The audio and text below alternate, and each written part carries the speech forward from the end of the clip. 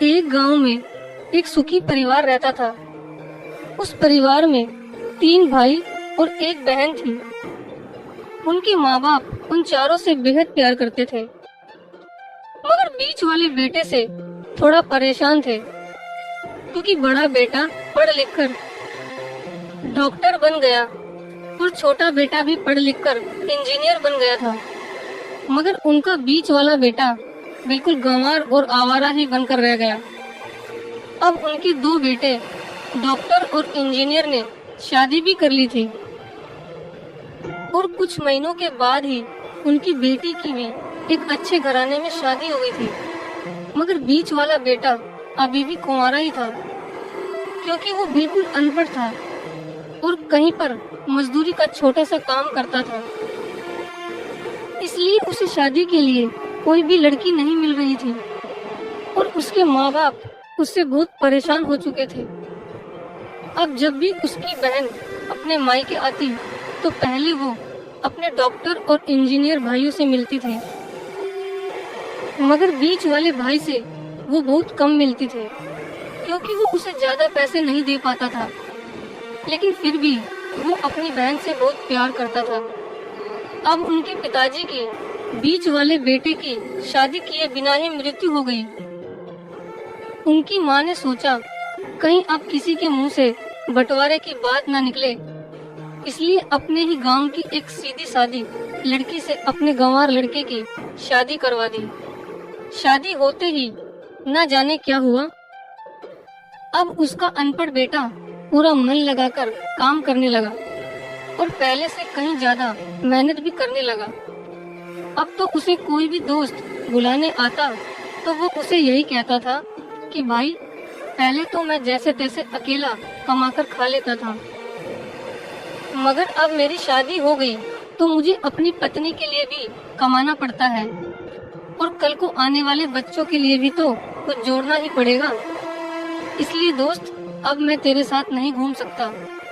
ये कहकर उसका गंवार लड़का सीधा अपने काम पर निकल जाता है। अब उसके दोनों भाई डॉक्टर और इंजीनियर आपस में ये बात करते हैं कि हम दोनों तो उस गंवार से कहीं ज्यादा पैसे कमाते हैं, इसलिए हम सब घर और जमीन का बंटवारा कर लेते हैं और उस गंवार से अलग हो जाते हैं, क्योंकि अब वो हमारे बराबर कभी भी नहीं कमा सकता। इसलिए उन दोनों भाइयों ने अपनी माँ के लाख मना करने के बावजूद भी बंटवारे की तारीख तय कर दी और उन्होंने अपनी बहन को भी बुलवा लिया और अपने गंवार भाई से भी कह दिया कि आज तुम अपने काम पर मत जाना, क्योंकि हम सब आज घर और जमीन का बंटवारा करेंगे। उसी वक्त उसकी बहन भी आ जाती है। तभी उसका गंवार भाई कहता है कि तुम लोग बंटवारा कर लो, मुझे जो भी देना हो दे देना, मैं शाम को आकर अंगूठा लगा दूंगा। तभी उसकी बहन कहती है, अरे बेवकूफ, तू तो अनपढ़ ही रहेगा, जमीन का हिस्सा तो आमने सामने बैठकर ही होता है।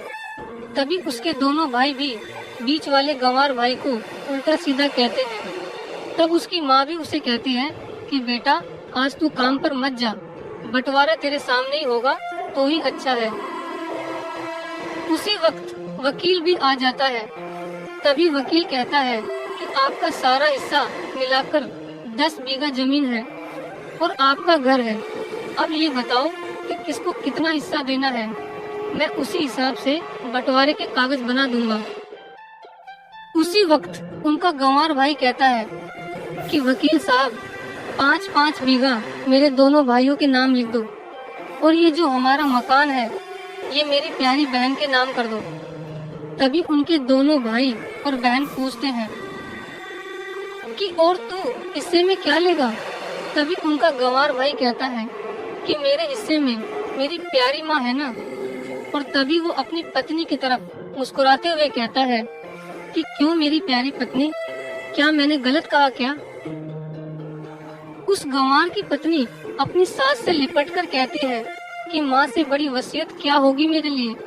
और उसी वक्त उसका गंवार पति भी अपनी माँ से लिपट जाता है।